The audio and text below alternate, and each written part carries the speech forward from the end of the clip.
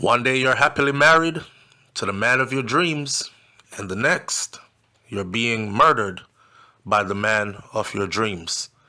Wow.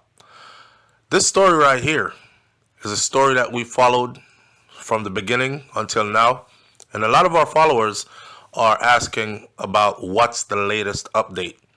We can't give you the latest update without giving you the backstory because there are people who have never heard this story before. Okay, so this story is about a prominent politician in Jamaica who lost his position as a prominent politician, but he is from a prominent family as well. Old money, wealth, and he was accused of murdering his wife. Well, I'm kind of rolling with he did it, and the reason why will become apparent as we move forward along with the updated information. Pay attention. Let's start off with the backstory. Thanks to the Gleaner. So the death of Melissa Silvera, which is the name of his wife, the wife of Jolyan Silvera, the death of Melissa and the subsequent developments arising from the investigations into the circumstances surrounding her death have become not only a popular topic of conversation in Jamaica, but it has also become one that has caused much outrage. See, Melissa was married to Jolyan Silvera, who first came to prominence under the 2011 general elections when he unseated Robert Montague to win the Western St. Mary constituency for the People's National Party, a prominent politician. He was then defeated by Montague in the next general election, which was 2016, and although he was overlooked in the 2020 election, he still remained active in the People's National Party. The couple had 4 children together.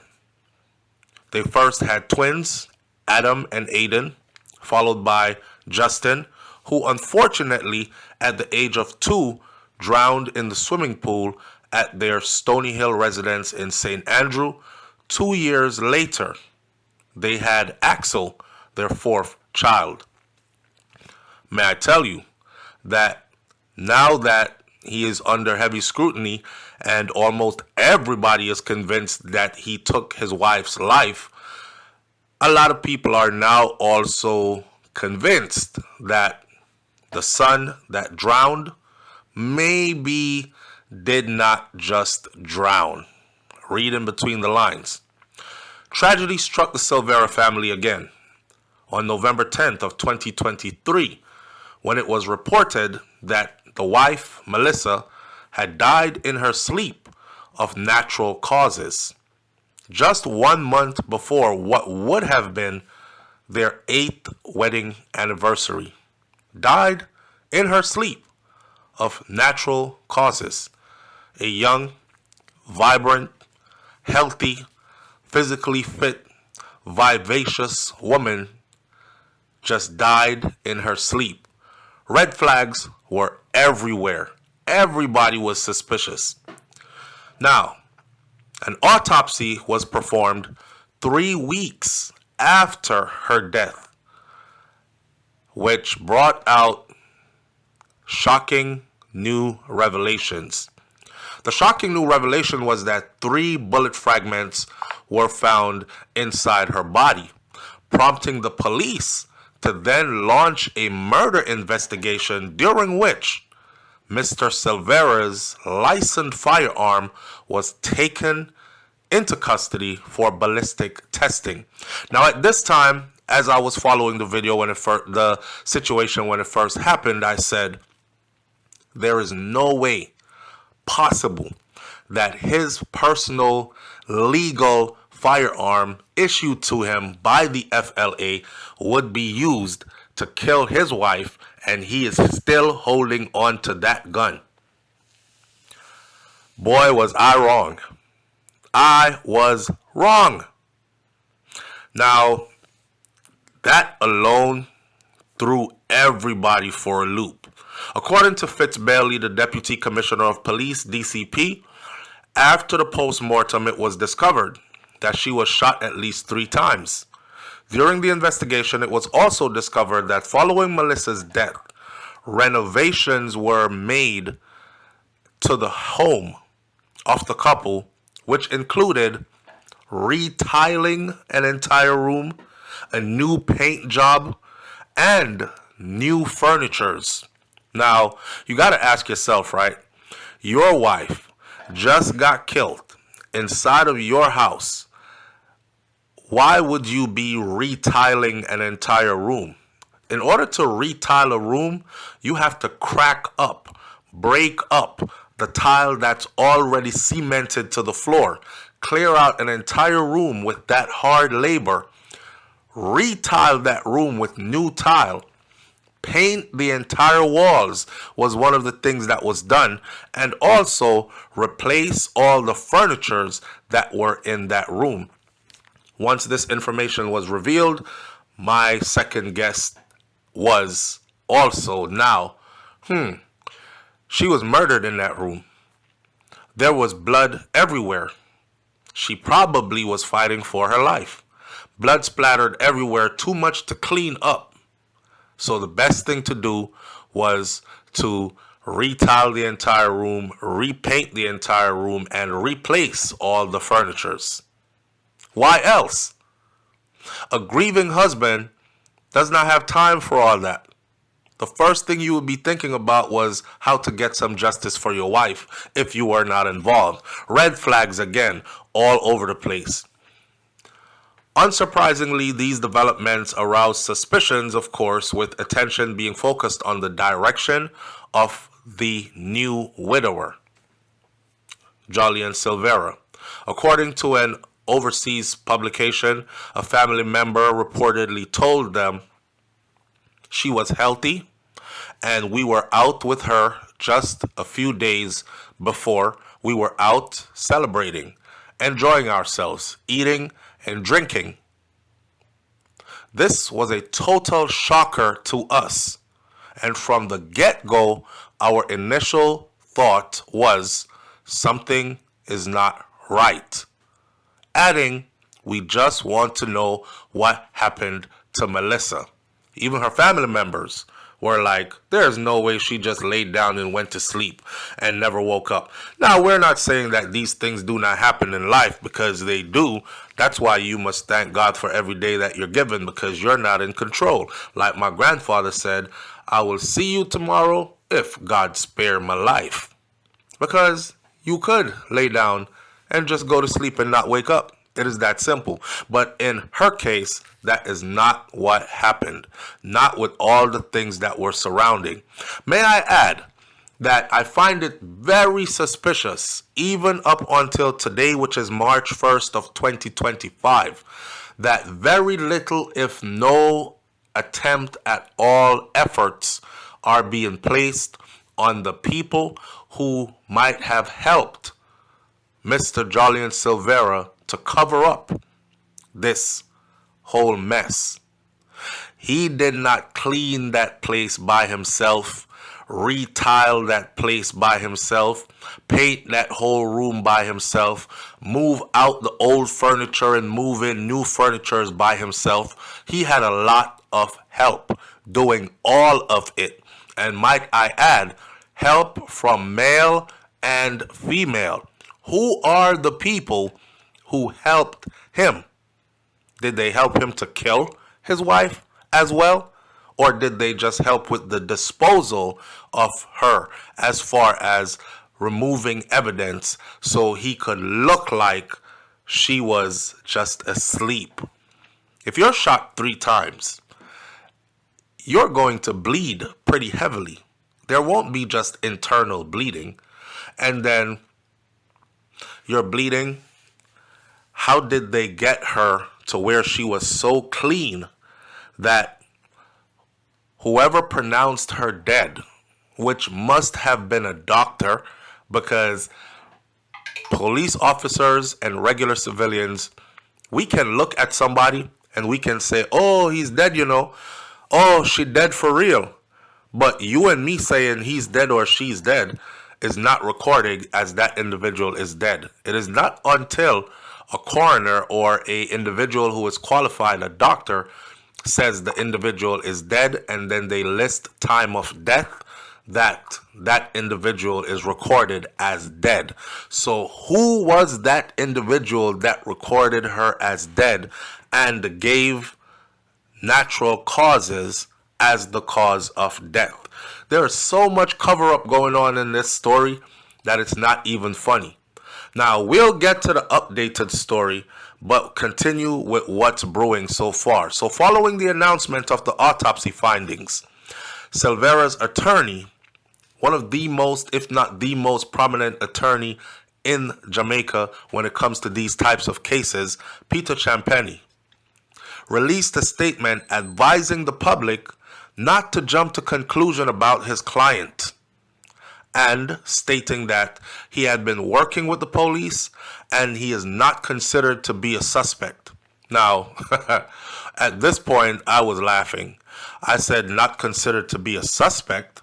So are you telling me that somebody broke into their house, took his licensed firearm from wherever it was, murdered his wife with it, and then exited the house with him having no knowledge of what had happened? By the way, the findings had come back from forensics about his licensed firearm, which we will talk about in a minute. So, regarding those revelations, a law enforcer told local news that the police who had gone to the house after Melissa's death on November 10th were in trouble, stating it's impossible for anybody to ignore 3 bullet wounds, and for something like that, there must be blood splatter. So those police officers who went there must be under investigation as well. You would think, but this is Jamaica. However, in a video that was released by the Jamaica Constabulary Force, DCP Bailey dismissed allegations of a cover-up or incompetence on the part of the police and the medical doctor who pronounced Melissa dead. Could you imagine?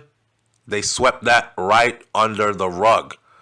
Responding to questions regarding the doctor who pronounced Melissa dead and why they did not report gunshot wounds, DCP Bailey explained and said, quote unquote, "The person who pronounces an individual dead is not even requested to attend court because after that it triggers other processes, for example, post-mortem," adding, "That is not the role of the doctor really. It's the post-mortem that will reveal that." Bailey also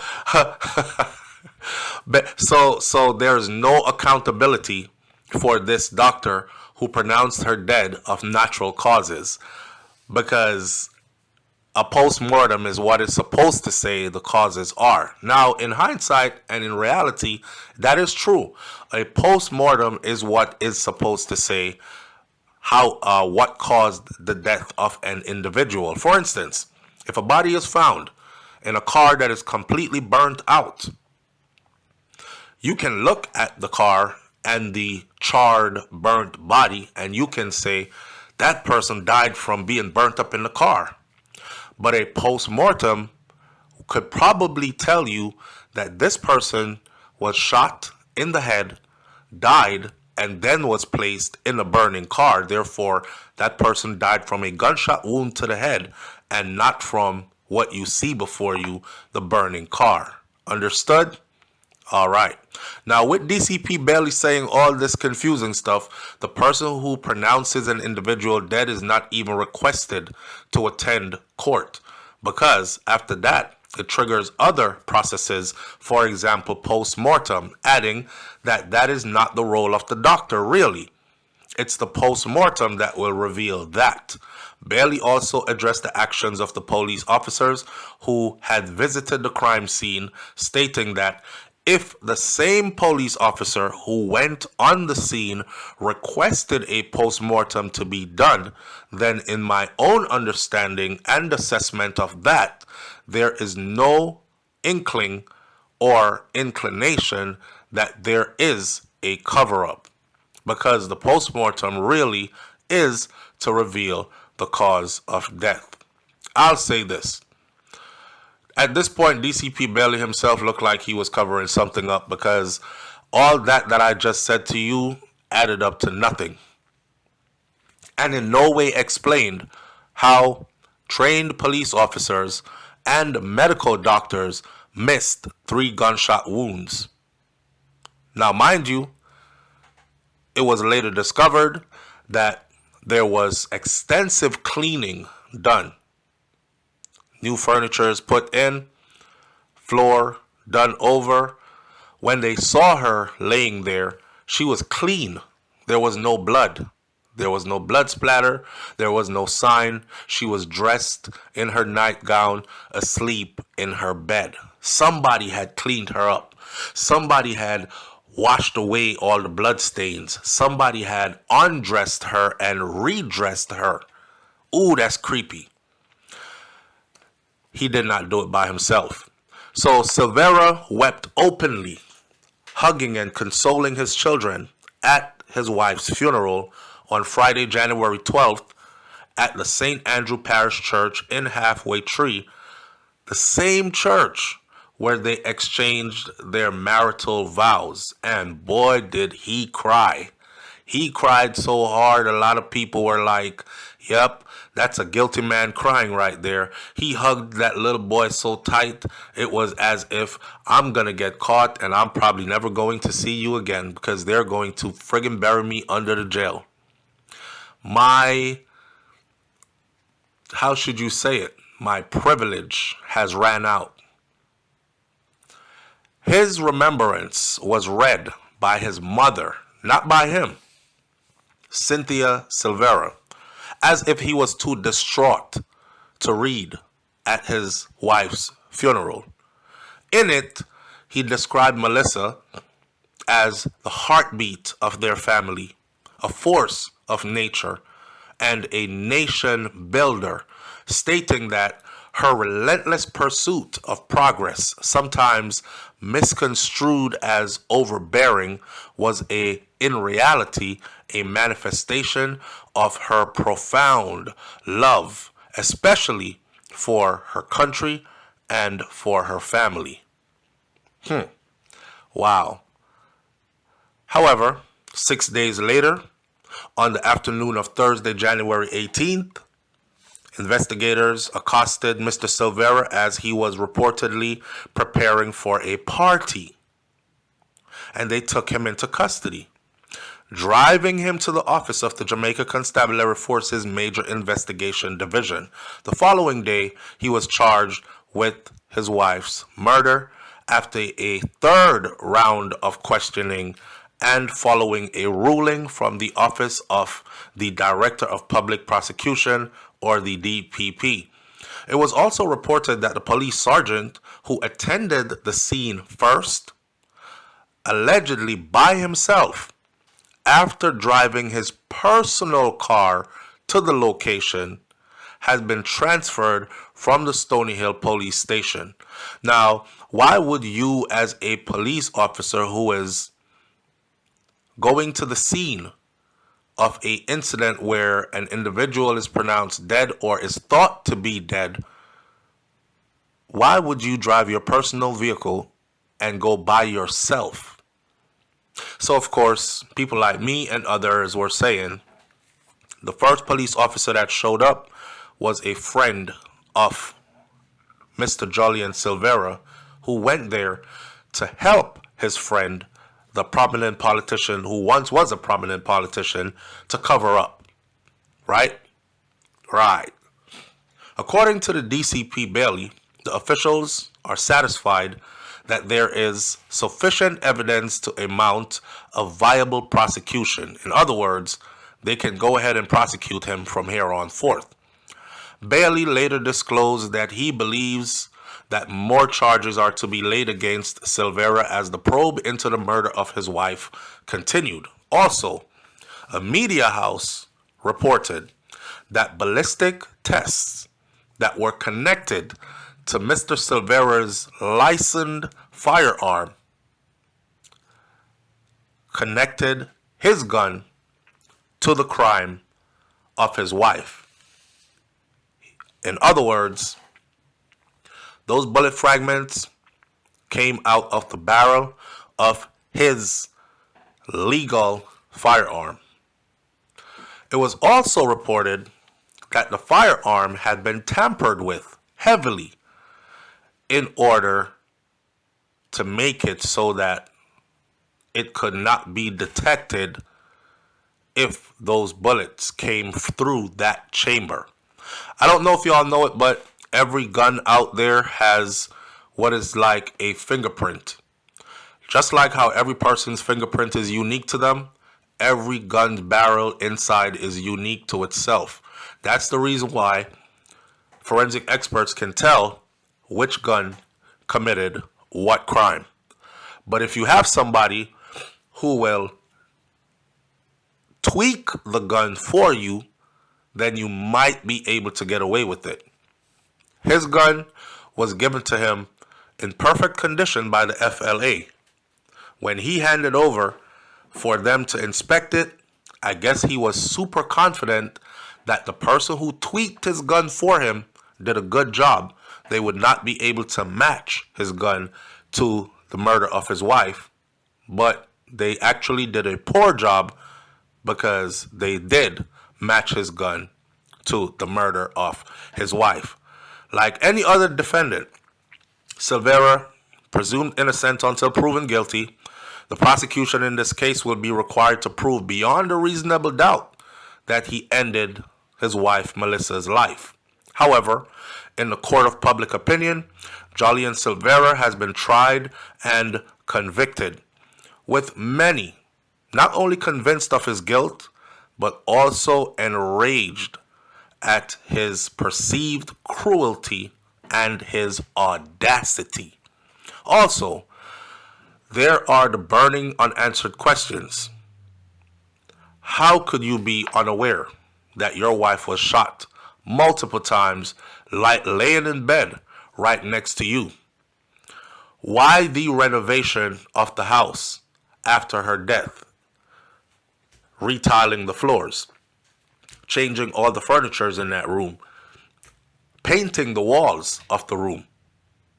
His lawyer has his work cut out for him for sure as we await the day for his trial to come. Now, updated as of 2025, February 19th and forward. Former People's National Party Member of Parliament for St. Mary Western, Jolyan Silvera, he was remanded for trial on January 12th of 2026. So for everybody who wants to know when's he going to go to trial, they've been sweeping this under the rug. When is his court date coming up? He was remanded, which means he has not been able to secure bail, even though they have applied for bail. Bail has been denied for him, and his trial will start January 12th of 2026. The 52-year-old businessman was arrested and charged on January 18th of the previous year with the murder of his wife, and he has since been in custody. A trial readiness hearing was set for September 25th of 2025. This is where they will go to court and they will begin to put pieces together so everybody is on the same page when trial begins. Prosecution and defense will share what evidence is there to be used against him so his team can build a proper defense, etc., etc. Again, his wife was found dead, and she was found dead in their home, in their marital bed, dressed in her nightgown, asleep, November 10th of 2023. She was 42 years old at the time, And originally, it was reported that she died of natural causes, only to find 3 bullet fragments inside of her body, which forensics has now put to his personal firearm. Peter Champagny, King's Counsel, Attorney at Law, and Patrice Riley are the ones who will be representing Mr. Jolyan Silvera. You know what's sad? What's sad is that their children are now without mother and father. There are lots of rumors out there as to what happened to her or why he did what he did to her.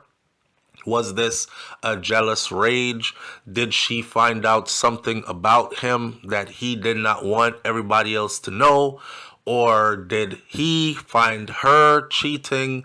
Or what the case is? I won't add insult to injury. I've heard all types of different stories. However, we will wait to see what comes out of this story when it all comes out.